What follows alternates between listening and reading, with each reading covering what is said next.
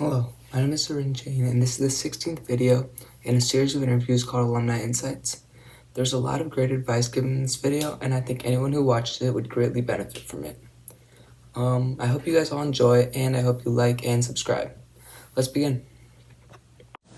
Hello, how are you doing? Hey Aaron, I'm doing well. How are you? I'm also doing well.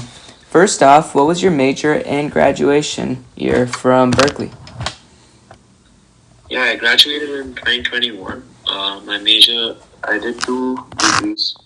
One was at the Haas School, and I majored in business there, and was also at the College of Arts and Sciences, where I majored in data science. All right, next, would you like to share a fun experience you had in college?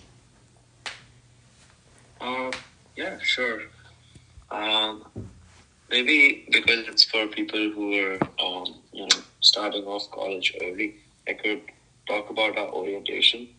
Um, right off the bat when we started, I think my year was the first year that got this thing called the Golden Bear orientation, and they pair you up with a bunch of people who have already gone um, to Berkeley for a year or two, and they really show you their favorite spots and take you around. Sometimes they take you to San Francisco to do something fun and things like that. Something that I particularly enjoyed a lot was I think the first or second day we were there, we all assembled on our football field, and together we formed this giant C, C for Cal, which is what we call ourselves. Um, and it actually won the Guinness World Record for the largest letter that was created um, by human beings. So that was quite fun. We broke a world record on my first day at college. Uh, and yeah, I mean, that should also, in some ways, be a warning sign, because if you're big enough to break world records, there are probably a lot of people. So I think our opening year was about 7,000 people as freshmen, and then 2,000 people as transfers into junior year. So yeah, it's a big school. Yeah, it's a pretty cool experience. Next up, universities often pride themselves on fostering critical thinking. Can you share an instance where your education at Berkeley challenged your assumptions and led to a shift in your perspective? Yeah, I mean, I think this is something that happens constantly, and I'm sure it happens everywhere in all kinds of colleges. But for me in specific, even being in America itself was a big change, because it was my first day in college, was also my first day in America ever. But in particular, Berkeley is in California, and so close to Silicon Valley. I feel like there's a huge pressure that moves you towards technology. And that shifted my perspective a lot. So when I came to college, initially I was planning to study economics and business. Uh, but I was surrounded by people who were writing code, and people who were talking about technology and startups. And I was, seeing little robots deliver my food when I would order it online. So, being in Silicon Valley and in that educational surroundings of Berkeley kind of made me take a step back and think about, the direction that the world was heading in, and how to prepare myself to be a good fit for that. So I think that's one of the broader ways that it shifted my perspective and challenged kind of the assumption of, I know what I want to be doing for the rest of my life.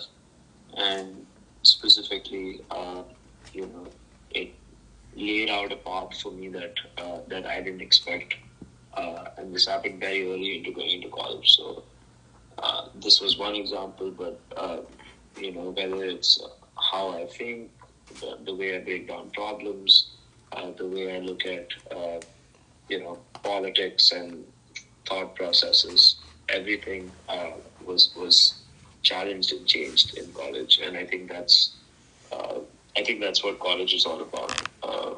And Berkeley was specifically a good place for me to experience that change. Yeah, a very open environment that that shows you a lot of different things outside of just your major. That's nice. Next up, alumni networks can be valuable for your career development. How has your connection with fellow graduates and the alumni community influenced your professional journey post-graduation? Yeah, so there are different kinds of colleges and different kinds of alumni communities. So if you go to a smaller college, from what I understand, those communities are very tight knit, and if you go to a different city, you will try to find out who the people are that went to your college, that live in that city, and things like that. For us, it's a little different because of how big the college is. There's like 40,000 people at any given point in your college itself. So obviously, the alumni networks are not very, as close knit, I would say. However, it is very helpful, and it goes a long way, to tell a Cal student that you're also a Cal student. Because then they will bend over backwards to kind of try and help you.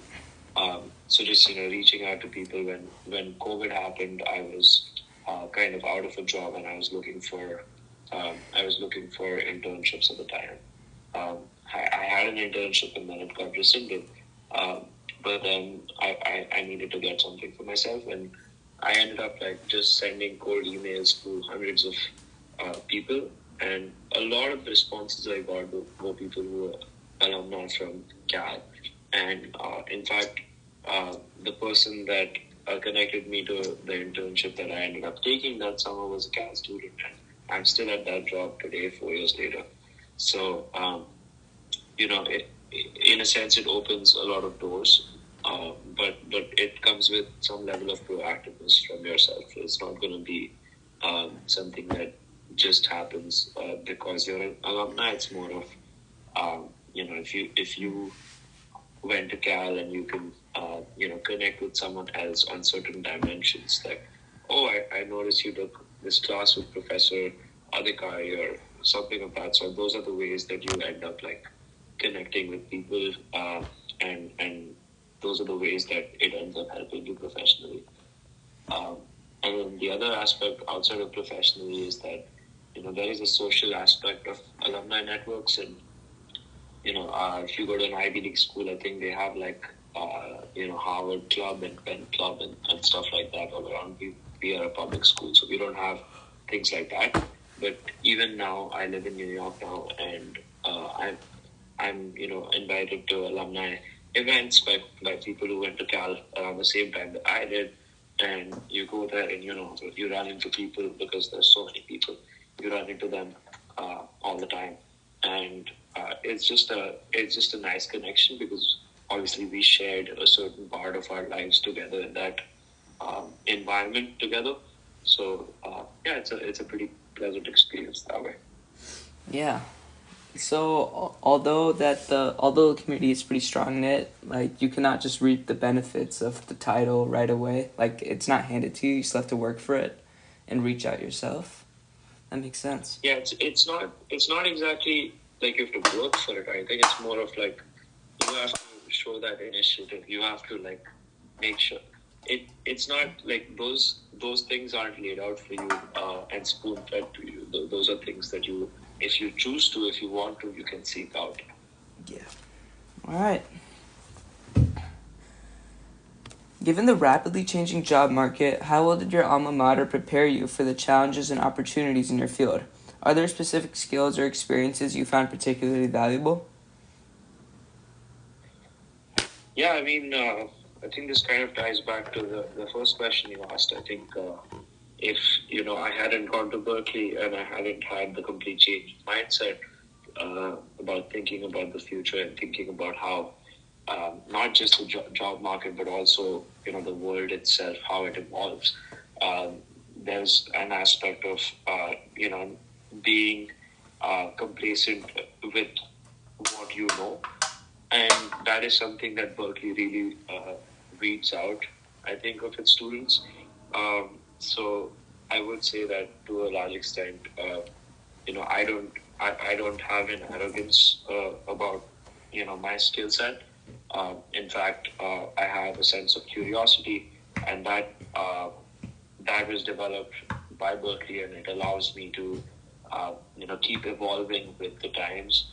Um, for example, we are currently for very big um, dimension shift in the job market. I think artificial intelligence is going to change, careers and professions completely in the span of the next 5 years. And the people that I speak to and the people who I went to school with uh, are very cognizant of this and were cognizant of this even when we were in school. And so we prepared for it and we built our skill sets around this kind of process. So uh, I definitely think my college was one of the places where I was really prepared for this kind of paradigm shift in jobs right now. And I think this is going to be pretty dynamic and it's going to continue to change over time. And the only way around that is to make sure you're always being curious and always trying to explore um, what you can be doing, how you can be doing it, and in what direction the world is, turning. Um, so, curiosity and not having an arrogance are the two skills that I think Berkeley taught me that helped me in this regard. Yeah, as you said the other day, leave as many doors open as possible. Yep, absolutely. Yeah. Lastly, how has the reputation of Berkeley influenced your professional life? Have you encountered any specific instances where the university's name opened doors or presented challenges?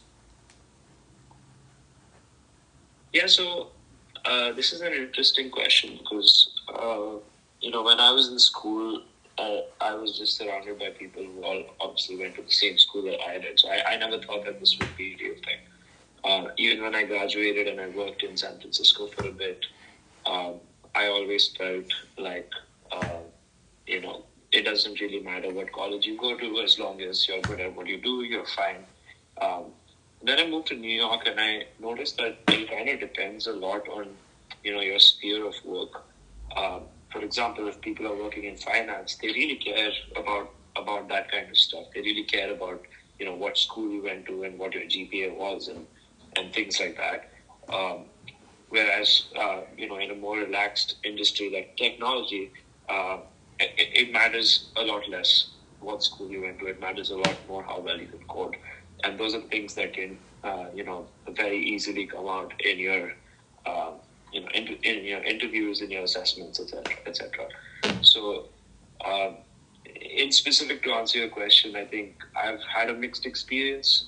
I've had situations where, having been a Berkeley student um, helps me open some doors. It makes it more likely that someone responds to an email if I'm emailing them out of the blue.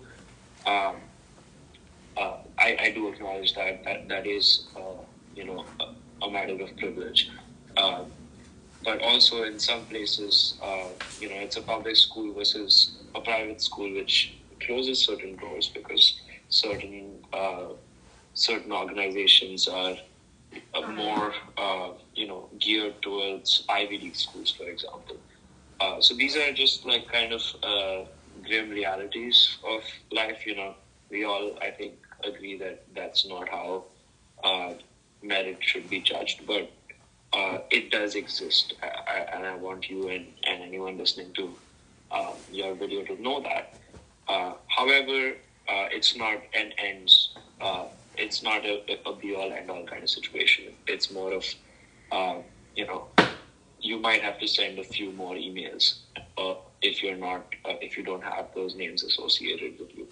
But it does open doors. So I don't know if that answers your question, but that's kind of a broader approach to, in my experience so far at least. Yeah, that was a great answer. All right, well, thank you so much for this interview. Turned out really great. Have a great day. Thank Thanks, sir. Have a good day.